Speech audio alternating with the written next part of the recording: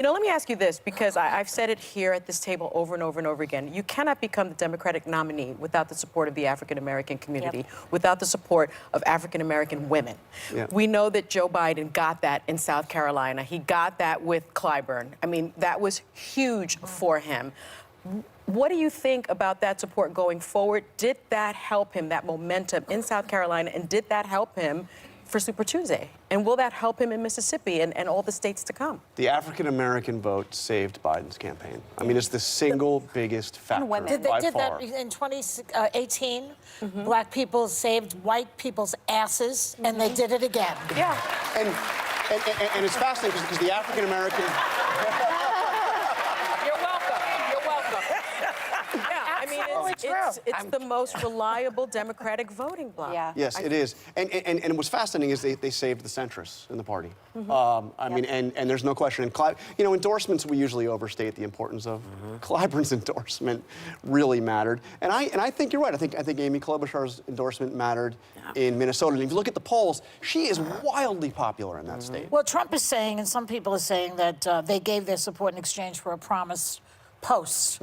If That's only his family people that do that. Yeah, if Biden wins. I mean, I would love to see that cabinet filled with all of these wonderful, smart people that have been running. I mean, look. Wouldn't Bloomberg be a great one for Mnuchin's job, for instance? Treasury Secretary. Treasury Secretary. Look, I don't think there were any promises. I think that's a little ridiculous. But clearly, these are going to be important people going forward. I mean, Pete Buttigieg. The moment of maximum influence, he used it. He supported. Yes, he supported that was Biden. brilliant. Klobuchar is almost certainly, certainly going to be on the short list for vice president. I don't know if she'll ultimately be his running mate, but she'll be on that list. Yeah. I'm hoping Dr. Jill becomes a Surgeon General. His wife.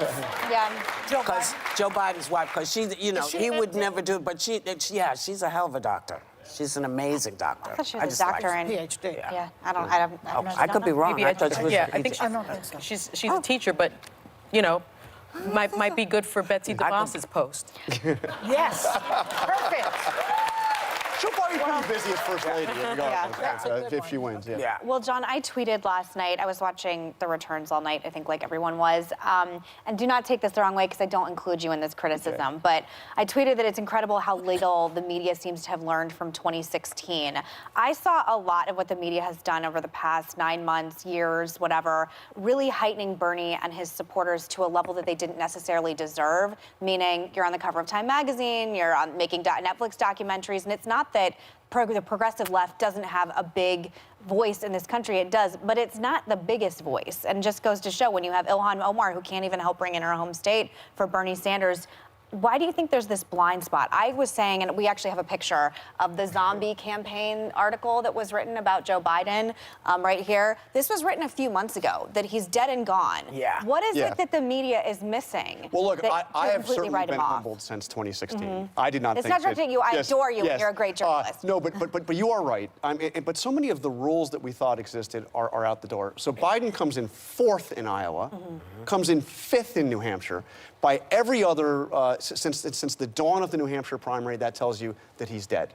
And obviously, he wasn't. Isn't this similar to Clinton, though? I mean, Clinton swept Super Tuesday and became the president.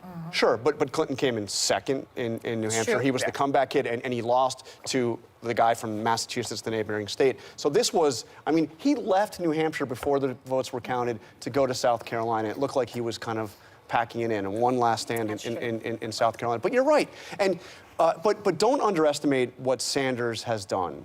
I don't. I mean, Sanders, if you look at what he did with the youth vote, and the youth vote didn't turn out in the numbers, but do you realize he had over 70% of the youth vote in California? Biden had 5%.